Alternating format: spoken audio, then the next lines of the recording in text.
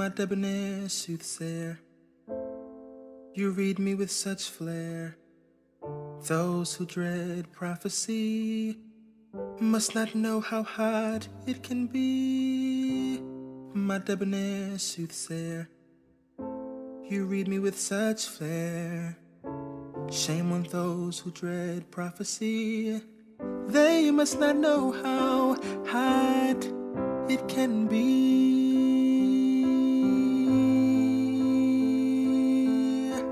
I think I fell in love with my psychic. He sees my future and he sees me. Maybe we're meant to be. I think I fell in love with my psychic. Ooh. My sweet, sweet mystic, are your lips too deep for kissing? Heard the moon's acting brand new. Does this mean I belong with you? My sweet, sweet mystic, are your lips too deep for kissing? Heard the moon's acting so brand new. Does this mean I belong with you?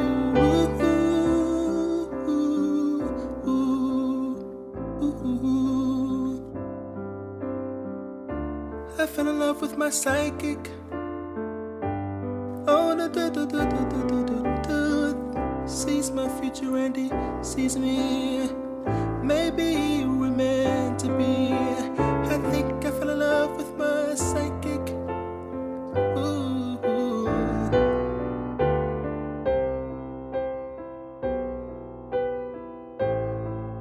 Hey. Ooh.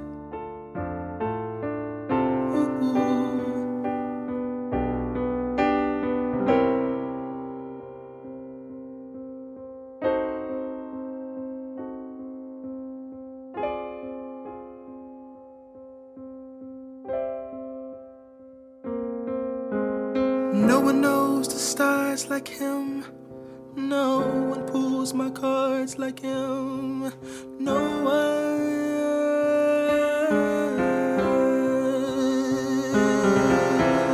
No one knows the stars like him. No one pulls my cards like him. Oh, no one. Oh, no one. No one knows the stars like him. No one pulls my cards like him. No one.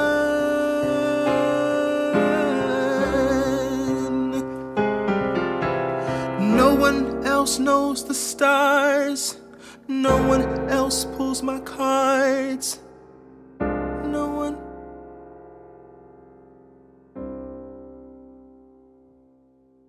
No one else knows the stars. No one else pulls my cards.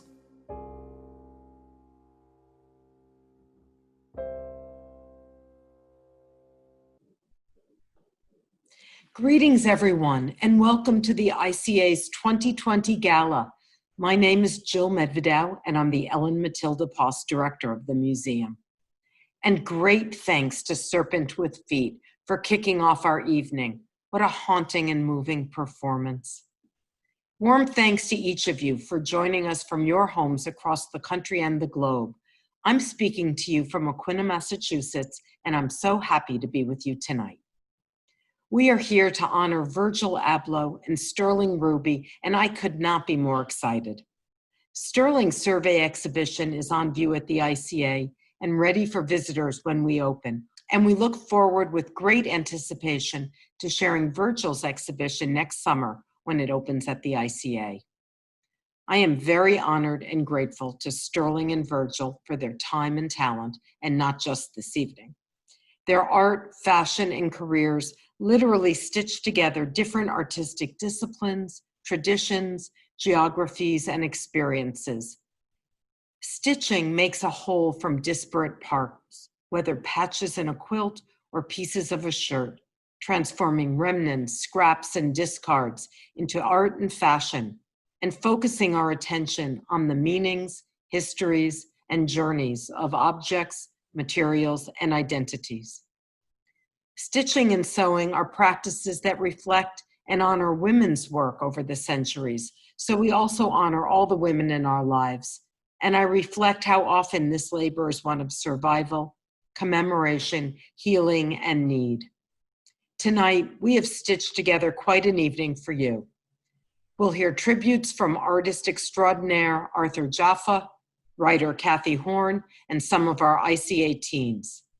Sterling and Virgil will share a conversation with us, and we'll close with a performance by the fabulous Tank and the Bangas.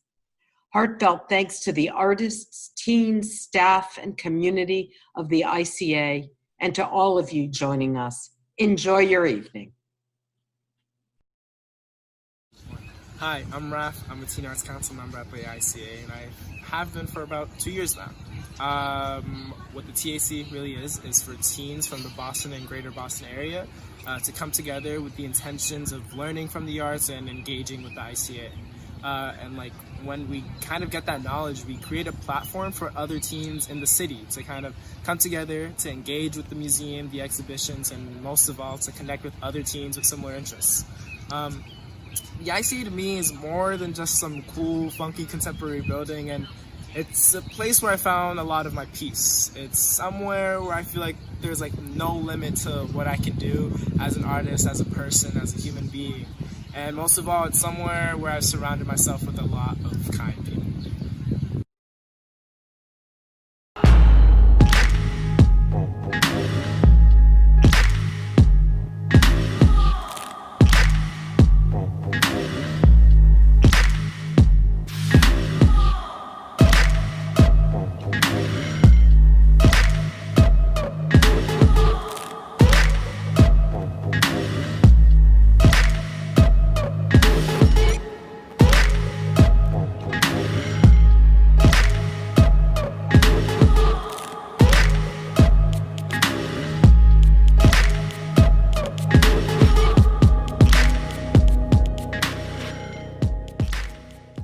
My name is Nathan DeJesus, and I'm a member of the ICA's Teen Arts Council.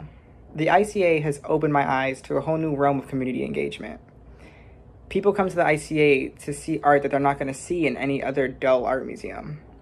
I come to the ICA to help teens my age experience that same passion and infatuation that I have with art.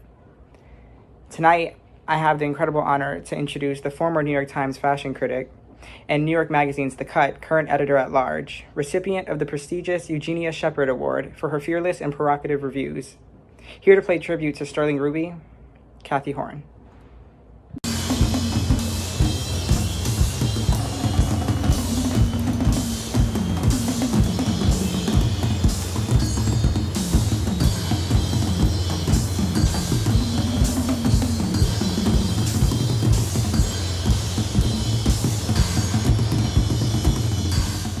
Thank you for that introduction.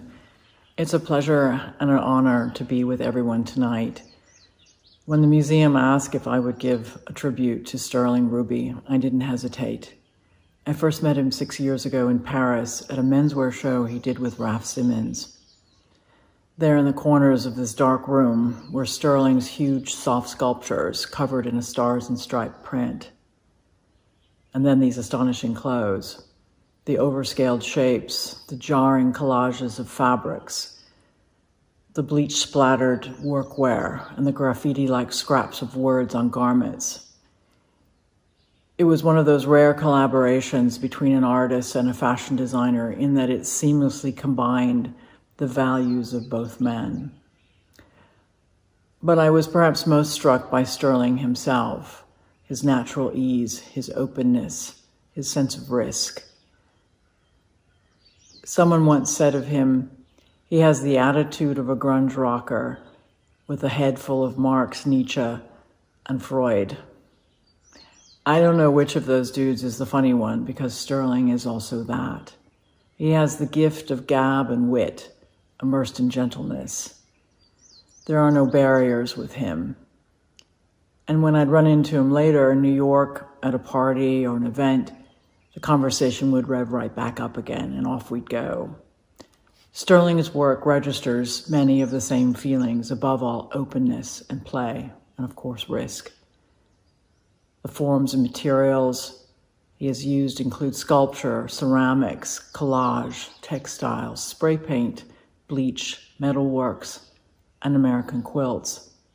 The scale can be quite monumental or almost eerily intimate, like his lushly colored, oozing ashtray ceramics that suggest not so much a serious smoking habit as the charred remains of something.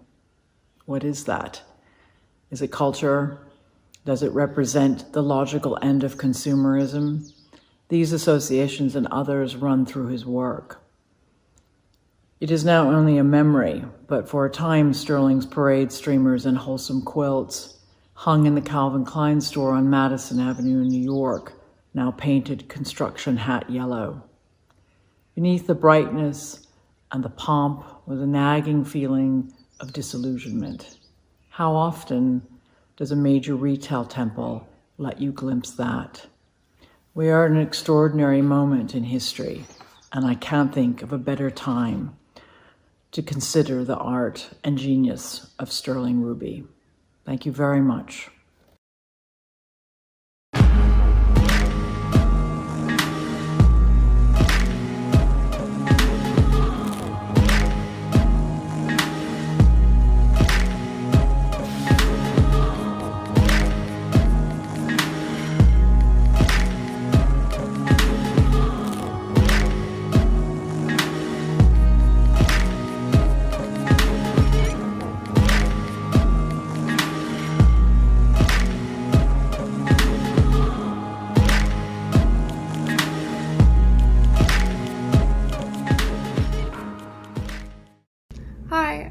Jackson. I'm a graduating senior in high school.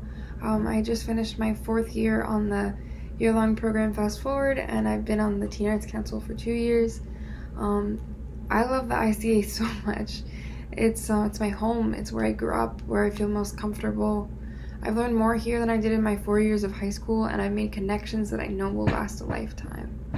This person I'm introducing today has a special place in my heart because of the ICA. He was actually recommended to me just a few months ago by my ICA film mentor and former teacher, Cliff Notes, when we were talking about using found footage to create music videos.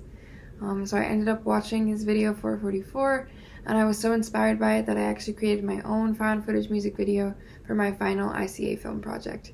So it is my immense honor, and I'm really trying not to fangirl here, to introduce Arthur Jafa, an extraordinary filmmaker, cinematographer, and who I want to be when I grow up. The ICA presented his powerful video installation, Love is the Message and the Message is Death, in 2018, and he's done amazing collaborations with huge names like Beyonce and Spike Lee. He's here to pay tribute to the also amazing Virgil Abloh. Thanks.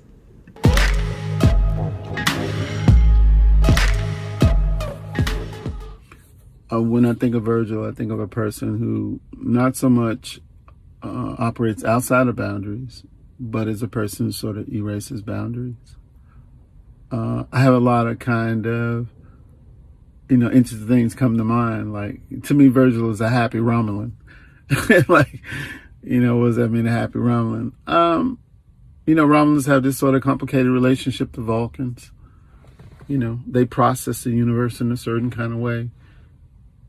I mean, there's something about Virgil. As soon as you meet him, he's a T2. He's like an infiltrator model, He's like one of us, but he's like one of us in a sense built to sort of enter into systems that heretofore were excluded or, we were excluded from, and to enter in those systems in contexts in a way that where he brings his authentic self, not just his authentic self, he brings a culture with him. And that's not an easy thing. I mean, the other thing I would say about Virgil is this, and this, I know it can come off a little bit like as a backhanded compliment, but that's definitely not how I mean it. And I guess that's what I was trying to get at about the happy Romulan thing. It's like, he's undeniably has killer instinct. But you would never meet a nicer guy. You never meet a nicer brother. And there's something very almost incongruous about that. to be in the presence of a person who, on one hand, was built to win, but who's like a genuinely decent person. Since the moment I met him, one last thing, I was having a conversation with somebody, and we were talking about, who says this, who says that. And we got into this whole thing of like the deepest things that Virgil has said. You know what I mean? It's almost like you need a Mal book or something of Virgil, but like sometimes the things are just not even, they don't seem that deep until you think about the implications of them. Like he told me one time, he was like, yeah, the difference between younger folks now and folks of my generation, he was talking about his generation. He said, we used to buy fashion things. We were, appreciated things, beautiful design, and we wear them when we come home and put them in the closet. He said, and these kids, they buy things, they wear them, and they come home and they hang them on the wall and they stare at them, and I'm still thinking about the implications of that now. Hey, how goes it? Everything good? Hey, Virgil. Hey, how are you? Long time no see. I have an extremely small studio at home that I'm sitting in. We have a couple of kilns, but the difference between my studio here at home is I share it with 4 kids. I share it with 4 kids ranging in age between 2 and 16. And I've really, over the past 10 plus weeks, I've really been enjoying that. Things are definitely more intimate. You have to fight for a chair, and it's just a nice.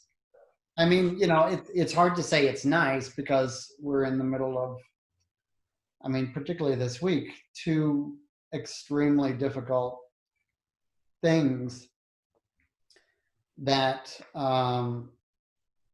it's hard to kind of take solace in the fact that I'm with my family and I'm safe, and that I have this kind of intimate space to enjoy my time with them. But at the same time, it's been very helpful for my my kind of manic state. We're having this interview right in the crux of another wave, but probably all connected to instances long before this. And, it's a very raw moment. So I think it's like, society is now being able to think and question itself, write itself in extremely sort of raw ways. And, I'm at my home studio, just outside the city in Chicago. I have a few satellite studios, one which is in London, which there are a bunch of kids that are sort of in there. We're communicating, we're prototyping things, and then we're stopping to think and just converse, But it's like, yeah, I think, everything that I output at least is connected to the feelings at the time or the epiphanies that I have. And there's not any sort of expedience, as it was before, when things were sort of at operation normal, and it's kind of going from deadline to deadline, and that seemed to be like the anxiety or the driver. Right now, it's like Sterling was saying, it's not like a positive. You can't look at it like a positive, like, oh, I'm at home and it's this relaxing time. The world is sort of at turmoil, but it's enjoyable to have a different pace, a home-centric sort of pace, rather than work or going to a studio and having it be like this sort of operational zone. It's like a live-work environment, trying to find inspiration in different ways. Same here, 2 kids that are good distractions from the fact that, what's most important in life is, I just took my kids to get a snack at the corner store. That's valuable time spent as much as like, quote unquote, creating new things.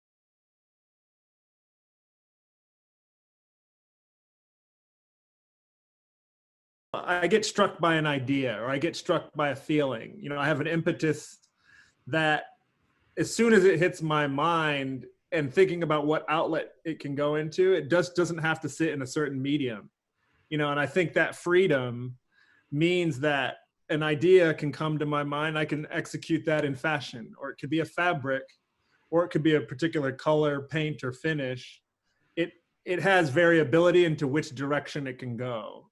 And I think that's ultimately freedom, which that freedom in sort of medium, or is it a fashion idea that I want to execute with a model and a silhouette and a fabric, or is it a sculpture that means that's an interpretation off of something that I'm experiencing that I can abstract in a way, like, or can that sculpture influence the silhouette? And now it's one body of work, you know. I think those checks and balances sort of reaffirm that I'm in control of my ideas and the output of them.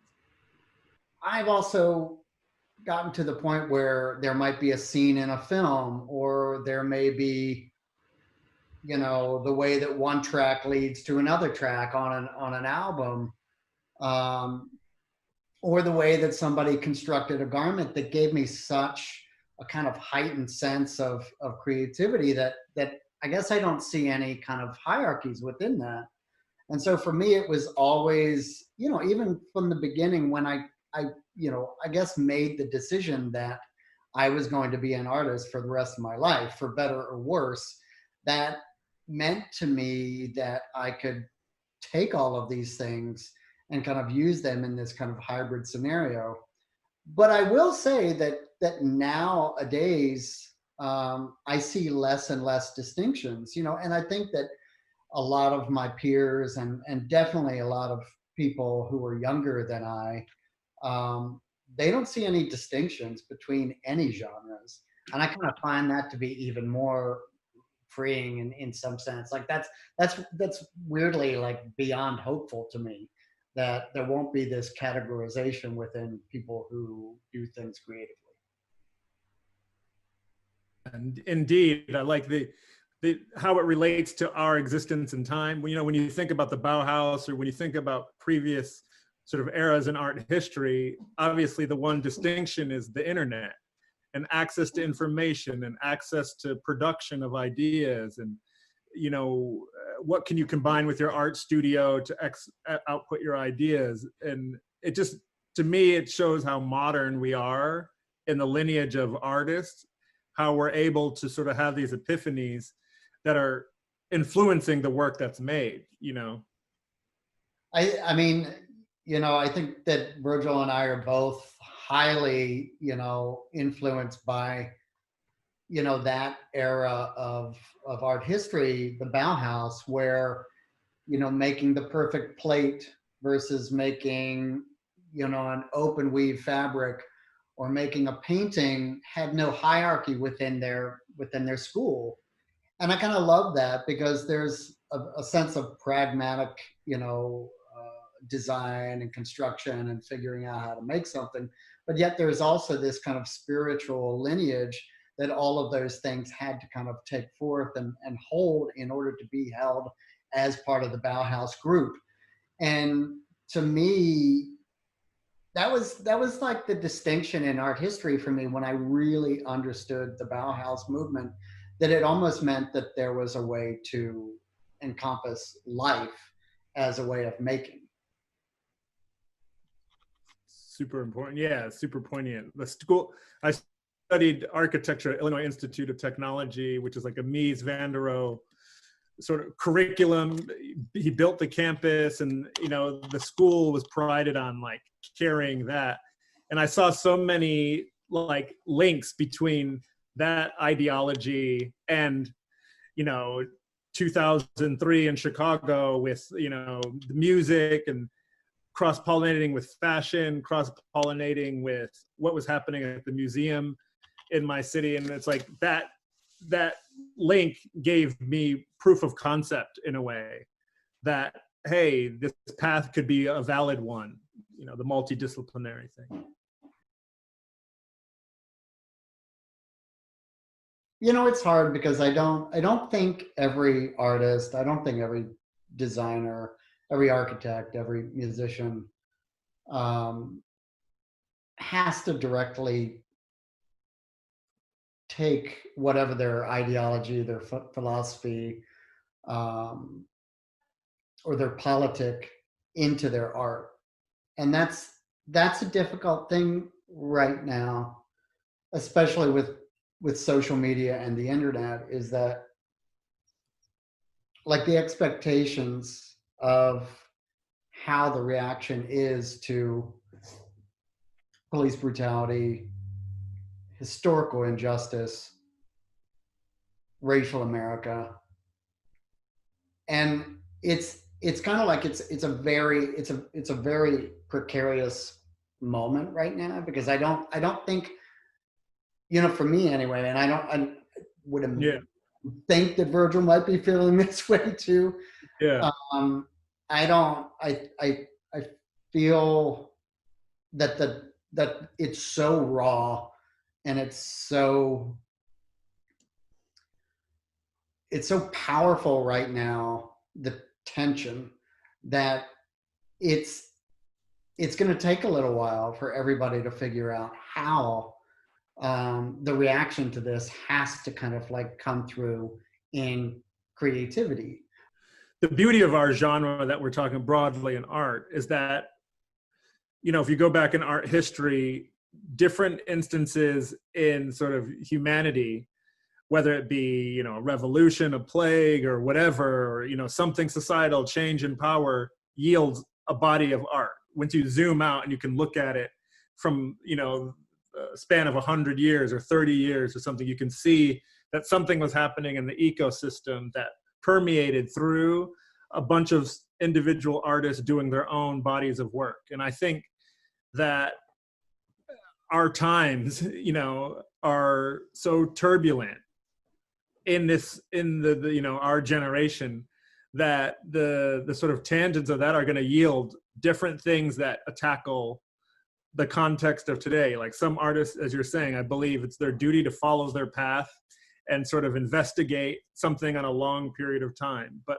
that also influences artists of today that are documenting, what's happened this week. Well, there's going to be a seminal art piece that defines this moment. And of course, I believe in the community of artists, and then the adjacencies, like as we're doing today, you're taking two different people and we're creating an adjacency sort of to be in dialogue. I think, just as we discussed before you had different genres, like you were a painter, or you were a fashion designer, or you were a musician. You don't do musician and sculpture, or you don't have a fashion show and you do paintings, or etc.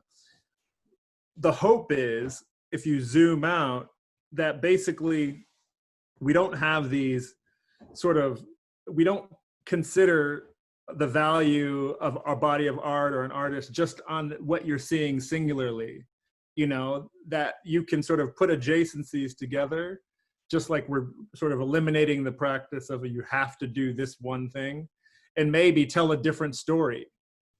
Over time, what we're seeing is that these kind of hierarchies and these kind of preset, kind of levels of art history that mean more than others are being challenged, and they're being challenged in a way that is extremely thoughtful. I mean, I would hope that over the course of the next 10 years, a Petway Guise Ben quilt can sit in the same parameter as a Jackson Pollock painting. And those two are these two things are definitely American art and craft history. But, in some way, shape, or form, one was always given more precedence than the other. But I think those things are now being absolutely reassessed, reinvented, and the kind of leveling of that will be very, very thoughtful. And it will show that all of these things had been happening, and we just weren't thinking of them in the right light. Because we have hopefully an open generation that's willing to sort of analyze in ways that previous generations hadn't had, that the upside is that our world is now awake and can sort of right itself? How can we start correcting racial tensions and the issue of race in America? How can we correct that? And what I see is this sort of sandpaper and this grit actually like working on a surface that's willing to sort of bend to the external pressures. And that ultimately, I hope, I'm an optimist. I believe in the good. I formally believe that things can be okay. And hopefully these moments get us there. And me as an artist, I'm trying to make things. I'm trying to put my human side out there, and yield a person who's trying to actively make the world a better place.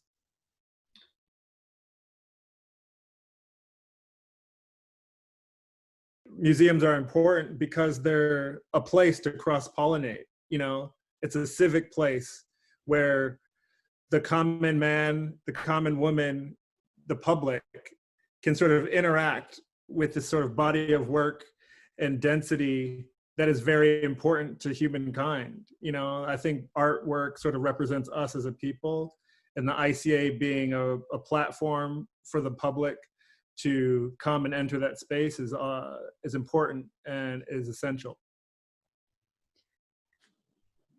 Thank you, Sterling. Thank you, Virgil, and thanks to everyone who's tuned in.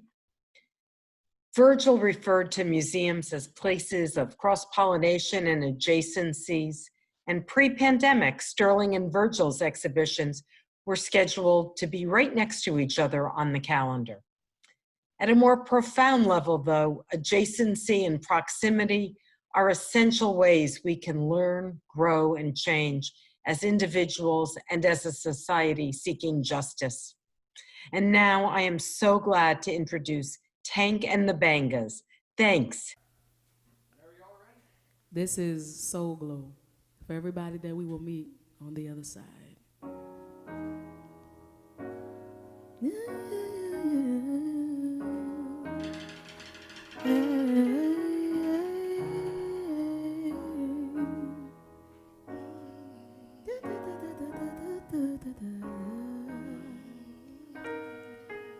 They say, get out your feelings.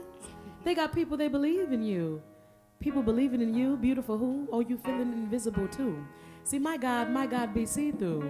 One that sees through the exterior. I got a God design interior. I am a house, I am a house, I am a house, I am a house that he made. Broken nails still hanging pictures. See, I let this poem just be a mirror. When I'm feeling different, when my beauty is not being obvious, I should remember that I am a beautiful thing, creator of thing. In high school, you learn to paint, but your paintbrush got lost in all the colors, and the rainbows weren't just made for the colored. And band-aids weren't just made for healing others. You gotta let your soul glow. Your soul glow. Oh, let your soul glow on the inside. Your soul glow on the inside. Your soul glow on the inside. Your soul glow on the inside. I let my soul glow on the inside. My soul glow on the inside. I let my soul glow on the inside. My soul, my soul. You are an atom bomb, open envelope to the sky. My la-la master dada, and now you are a song that goes behind me.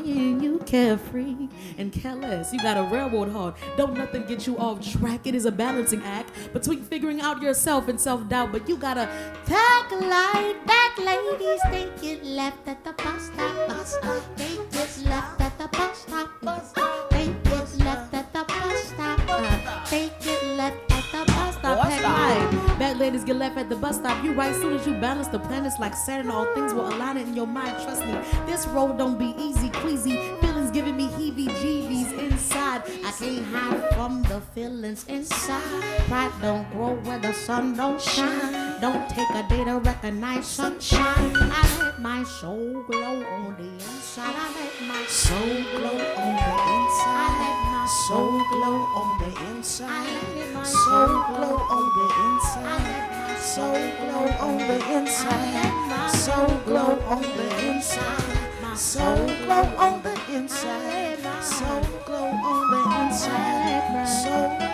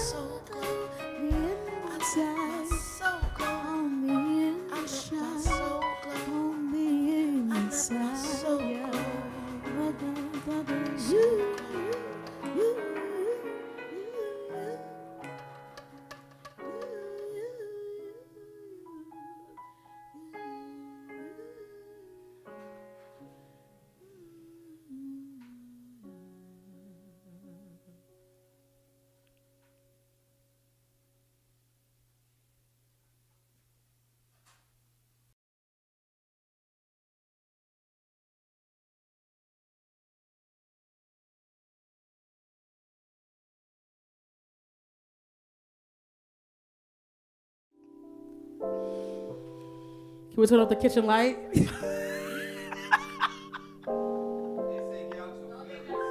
need the light, bro. They need it. I know.